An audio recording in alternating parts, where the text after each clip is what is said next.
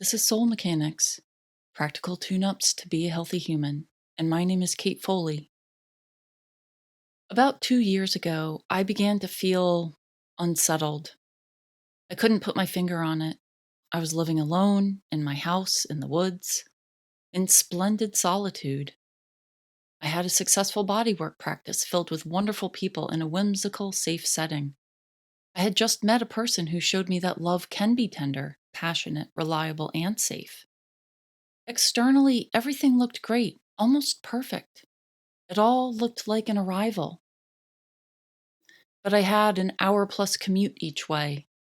Living alone in the woods took a lot of physical labor and responsibility. My boyfriend lived almost an hour away from my office as well as my house. I felt segmented and weary. I began to notice that after 23 years of doing body work, I was losing my interest. It disturbed me. Something was stirring my emotional pot. I found myself clutching onto romantic memories of my first days in massage school, my first love. Vividly remembering the day I placed my hands on my fellow classmate's bare back, I felt an electric spark in my heart and excitement I had never felt before in my life. I fell in love with the massage profession. I remember thinking, people will pay me for this? It felt so effortless, but fascinating at the same time. It blended anatomical knowledge with intuition, and I could almost instantly help someone move their pain. I felt the call to body work. Through my 23 years of body work, I always felt it was a vacation away from my more serious professions like grief counseling and nursing. And then 2 years ago, it began to feel serious. There was a density to my days. I began to feel gravity pull on me. I had to plan. Food was no longer enjoyable. It became a necessity. Sleep was a mystery. Time was very, very structured. My childlike curiosity diminished and was replaced by adult questions. I began to feel older and more brittle, heavy. This hit me one day and I felt a sense of panic. I remember saying to myself, I can't do this anymore. And if I can't do this anymore, what can I do? That panic made me lose my senses, all of my senses. My internal compass disappeared. The fear of letting go of something that so obviously wanted to drop out of my life was paralyzing to me. That fear and panic blinded me to my other talents and therefore options. I lost my vigor and my path darkened. Most of my friends are a few trusted practitioners and confidants. They all repeated to me that what happens in the visible world is a reflection of what is happening in the invisible world. In other words, my external world was fading because my internal world was shifting. I spoke to my friends about my paralyzed state and that I felt like my energy was being pulled away from something I used to love so, so much. I compared it to falling out of love in a 30-year marriage. And I was grieving the loss of that once innocent, passionate love.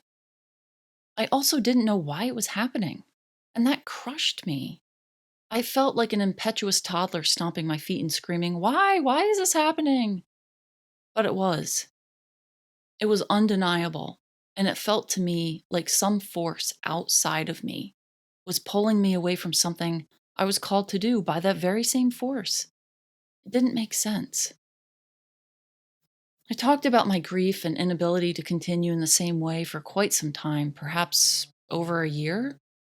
Everyone I knew kept saying, "You'll know what to do when the time is right. The fruit hasn't ripened yet." I prayed, I pondered, I asked for guidance, I complained, I ate a lot of potato chips, but time passed. Months passed.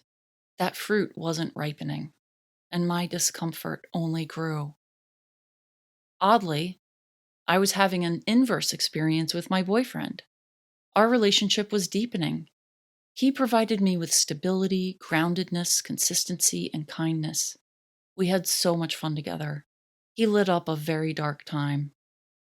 He listened to me complain more than anybody. And finally, one day after driving 2.5 hours home in a snowstorm, I said to him, I cannot do this anymore. I told him that I was going to sell my house, the house I designed, the house that was custom built for me, the land I stood upon, thinking that was where I was going to die one day. I knew every board and every pipe and every wire in that house. I knew every tree and every perennial in that yard. I even named the groundhog who so often sat on my driveway peering into my kitchen, Edgar. And I decided to leave it. My boyfriend thought I was joking, but that day was the last straw. Within a couple months, I sold my house. I moved in with my boyfriend, and then I closed my bodywork practice. By the time I closed my practice, I was absolutely exhausted. I developed migraines, inflammatory rashes, and the insomnia was rampant. The fruit hadn't only ripened, it had fallen out of the tree onto the ground, and the flies were poised. I took a chunk of my savings and I rested, and rested and rested some more. My days were completely unstructured and silent. No one around me understood what I was doing. My brothers thought I was mad, but that's nothing new. Some acquaintances thought I was making a grave mistake. In this society, we're taught to hustle until we either get sick, retire, or die. I don't follow most societal rules, and thank goodness neither do my closest friends. Not a single one of my inner circle blinked an eye at my unplanned, unexpected, no end in sight rest. The response was, of course you are. Yay! My best friend said, Lovey, if you don't rest now after all these years of working so hard, when will you rest? So I did. Then came the day, finally, when my rest was over. I felt unsettled again. I began to feel discomfort. Resting no longer felt needed or desired. What I hadn't realized is that my desire returned, but in a very different way. Years ago, I read a book called Strength to Strength by Arthur C. Brooks. It was a book about reaching a certain point in our lives where brute strength, hustle, and egoic ambition no longer serve us. We've accumulated knowledge and experience, but mostly wisdom. And there is a point where we can either retire and stop working altogether, or begin a new career with a different approach, with nuance and eloquence rather than push. That book resonated deeply for me, and now I understand why. I began to mentally gather my skills and talents. I thought, okay, I have a master's degree in counseling. I was a registered nurse. I have a license in massage therapy. I've studied herbalism for 6 years. I'm an energy worker. I have passionately studied healing for well over 25 years. I partitioned out each skill, combing through each one as a possibility, thinking, should I return to nursing? Grief counseling? Body work? No, no, and no. Been there, done that. All the while, I had a handful of energy work clients who agreed to do remote healing sessions. I hadn't really paid much attention to how I felt about these sessions. I'd never thought that remote healing could be a practice for me. I'd always been an in-person practitioner. But after evaluating my entire life and resting for as long as I had, I realized how much I loved remote healing. That spark and excitement was present each time I started a session.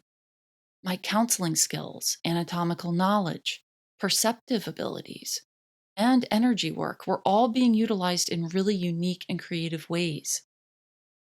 I began to understand that what happened was a very big shift, but it happened in silence.